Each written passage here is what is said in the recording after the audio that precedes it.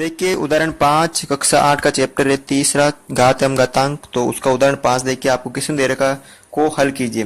तो इसको हल करने के लिए देखिए इसकी घात माइनस है सबकी घात, तो हम सबसे पहले प्लस में बदलेंगे।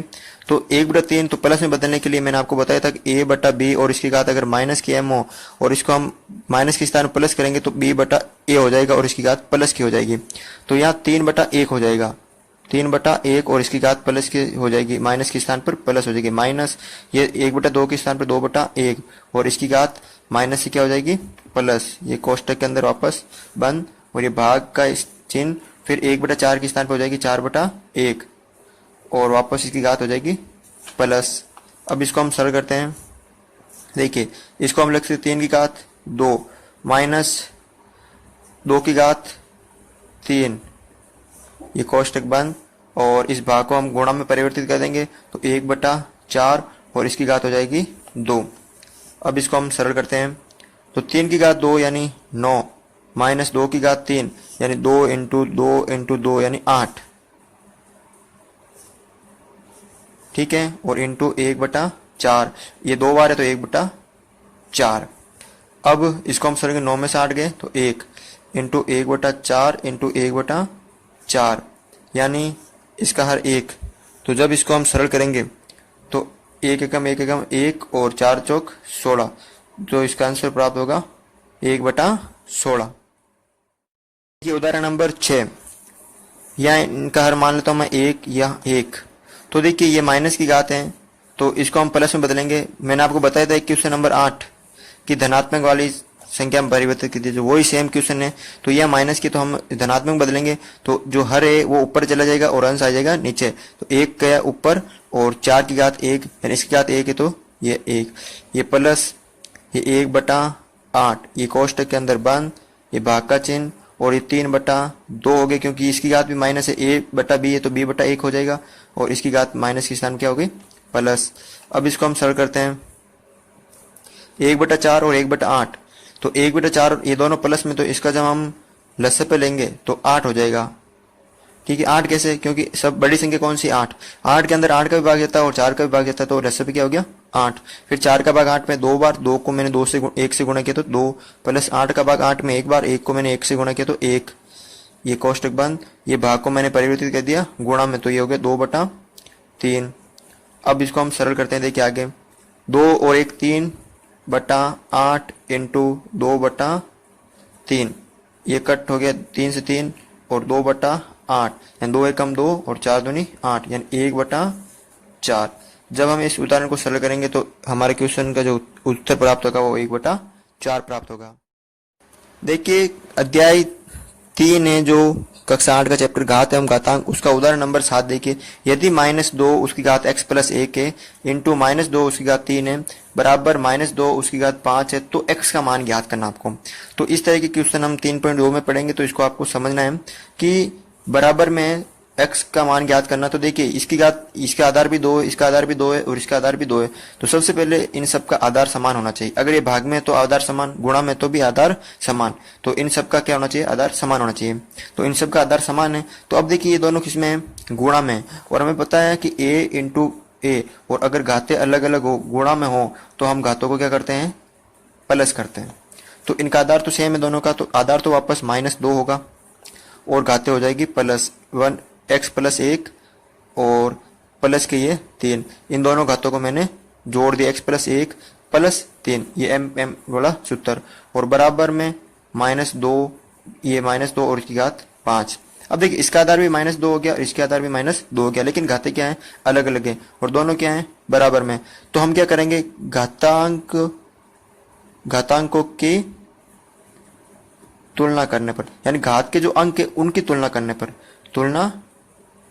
पर अब हम आधार की तुलना न करके किसी करेंगे जो घातांक को, यानी घात के जो अंक है, इस घात के जो अंक है उनकी हम तुलना करेंगे। तो इधर तो है x + 1 + 3 बराबर इधर है 5।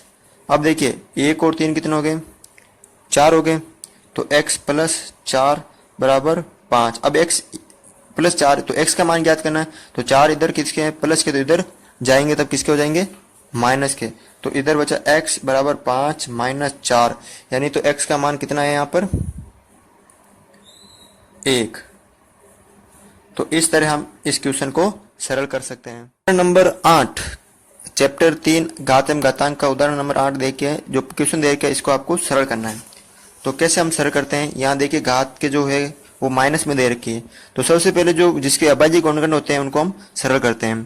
तो देखिए 3 की घात 5 के टुकड़े नहीं होते, यानी 3 का टुकड़े नहीं होते, 3 की घात वापस 5 लिख दिया मैंने।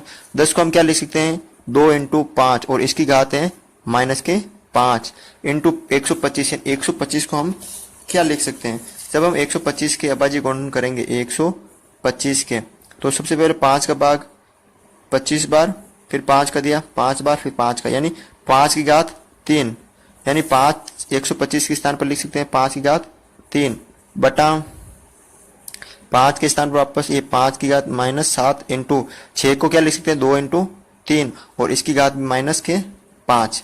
सबसे पहले इन दोनों को हम सरल करते हैं, यानी 3 की घात माइनस 5 इंटू 2 की घात भी माइनस 5 है क्योंकि कोष्ठक के अंदर है और की घात है, तो इन दोनों की घात है, और 5 की घात भी माइनस 5 है इंटू 5 की घात भी माइनस, या इधर 5 की घात 3 है प्लस की। अब 5 की घात माइनस 7 इंटू 2 की घात भी माइनस 5 है इंटू 3 की घात भी माइनस 5 है। कोष्ठक के अंदर जितनी भी संख्या हो और उसकी घात हो, तो इसकी भी घात 3 की घात भी माइनस 5 है और 2 की घात भी माइनस 5 है।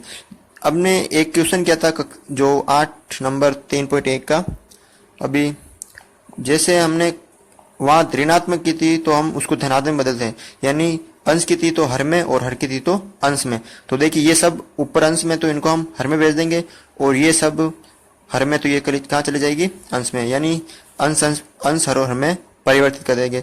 तो देखिए ये तो 3 चली जाएगी नीचे, ऊपर बचे सिर्फ 5 की घात 3 और ये बाकी सब आ जाएगी ऊपर, और उनकी घात प्लस की माइनस की क्या हो जाएगी अब प्लस की, तो माइनस 5 और इसकी घात 7 हो जाएगी, 2 की घात 5 हो जाएगी और 3 की घात 5 हो जाएगी, क्योंकि ये सब कहाँ चली गई अंश में चली गई, और ये आ जाएगी सब नीचे, यानी 3 की घात 5 नीचे आ गई, 2 की घात 5 नीचे आ गई और 5 की घात 5 नीचे आ गई। ठीक है, अब इनको हम सरल करते हैं। देखिए 5 की घात ये दोनों आपस में गुणा में, इनको हम ऊपर ही सरल कर देते हैं। ठीक है, तो देखिए 5 की घात और ये आधार समान है, तो 7 और 3 कितने हो गए 10, तो 5 की घात 10 इंटू 2 की घात 5 इंटू 3 की घात 5 बटा 3 की घात 5 इंटू 2 की घात 5 इंटू 5 की घात 5। अब इसको देखिए सरल करते हैं हम आगे।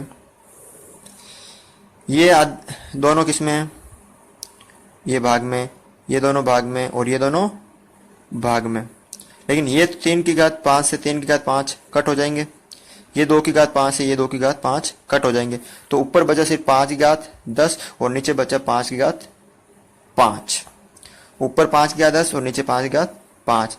अब देखिए आधार किस, ये 5 समान है भाग में और घात किसकी ज्यादा है 10, तो ये घात कहाँ चली जाएगी ऊपर, यानी ऊपर 10 5 की घात 10 है उसमें से, और भाग में होती है माइनस, तो 10 माइनस 5 यानी 5 की घात 5, यानी यहाँ 5 कितनी बार है 5 बार है, तो हम लिख सकते हैं 5 इंटू 5 इंटू 5 इंटू 5 इंटू 5, यानी जब हम इनको गुणा करेंगे तो उत्तर आएगा 3125।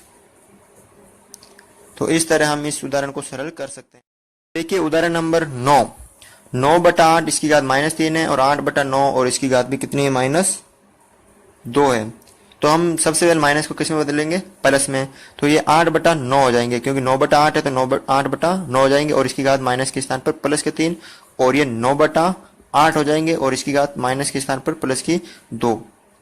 अब देखिए या तो हम इस तरह सरल करेंगे या हम इसकी जो घात है वो वापस माइनस रख देंगे और हम इसको 8 बटा 9 ही रखेंगे, इसको हम उल्टा नहीं करेंगे, क्योंकि ये दोनों आधार क्या हो गए अब समान हो गए, 8 बटा 9 और 8 बटा 9, और इसकी घात माइनस के स्थान पर हम प्लस ही करेंगे। ठीक है, प्लस के स्थान पर हम माइनस ही रखेंगे। ठीक है, अब देखिए आधार समान है, घातें अलग अलग है, तो हम आधार तो वही और घातों को क्या कर देंगे जोड़ देंगे, और किस में गुणा में, तो आधार तो हम वही रखेंगे 8 बटा 9 और घातों को जोड़ देंगे 3 प्लस माइनस के 2, 3 प्लस माइनस के 2। अब यहाँ देखिए आपको चिन्ह का खास ध्यान रखना है, मैंने एक वीडियो बना रखा है चिन्हों का नियम, तो आप उसे जरूर देख ले, क्योंकि जब तक आप वो नहीं देखेंगे आपको चिन्ह परफेक्ट रूप से याद नहीं होंगे। अब देखिए, कोष्टक के बाहर प्लस हो तो अंदर वाला चेंज नहीं होता, ये याद रखना आपको कि अगर कोष्टक के बाहर अगर प्लस की जो चिन्ह है वो अगर हो तो अंदर वाला कोई भी चिन्ह चेंज नहीं होगा। अगर वहां कोष्टक के बाहर जस्ट माइनस आता है तो चिन्ह चेंज होता है, लेकिन अब प्लस है तो अंदर वाला चिन्ह चेंज नहीं होगा। तो यहाँ देखिए 8/9 है और इसके जो ये है 3, अब अंदर वाला चेंज नहीं होगा तो अंदर वाला क्या है -2, तो इसको हम सरल करेंगे 8/9 और 3 में से 2 गए तो 1, यानी जो उत्तर प्राप्त होगा वो होगा 8/9। तो इस तरह हम इस क्वेश्चन को भी सरल कर सकते हैं।